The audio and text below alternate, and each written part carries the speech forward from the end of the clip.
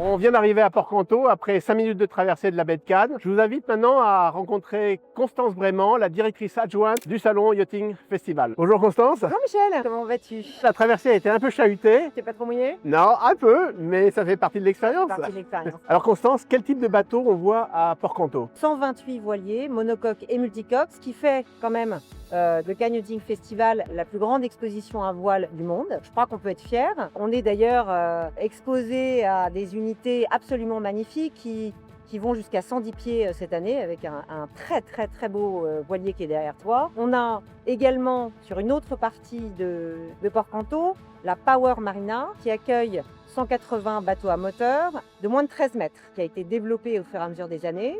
Et enfin la dernière partie qui est la partie des brokers pour des bateaux qui vont aujourd'hui jusqu'à 50 mètres. Tu me fais un tour du salon? Bah oui, allons-y. Allez, on y va.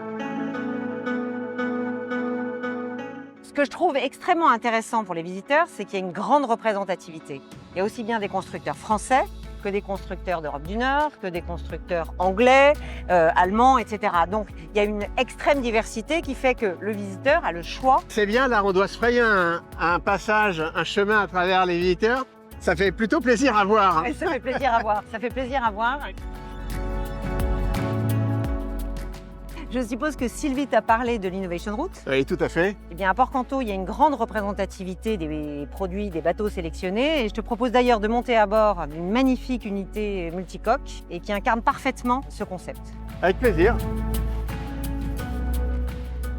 Bonjour Fred. Bonjour à vous deux et bienvenue à bord. Merci.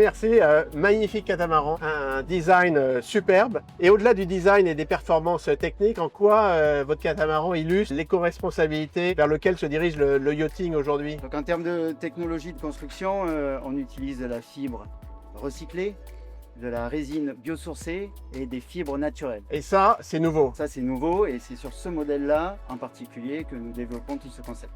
Magnifique, bravo. En plus d'être beau, il est éco-responsable. Tu es aujourd'hui directrice adjointe du Yachting Festival, mais on l'a annoncé à l'ouverture du salon. C'est toi qui vas reprendre le gouvernail du salon après l'édition 2025. Je suis très honorée de reprendre la direction de ce salon. J'ai trouvé une équipe engagée, experte sur un grand nombre de sujets, que ce soit des sujets techniques, des sujets marketing, des complexités auxquelles on doit s'attendre dans l'événementiel. Et donc pour moi, c'est un grand plaisir. C'est le salon que j'ai toujours préféré parmi tous les salons nautiques.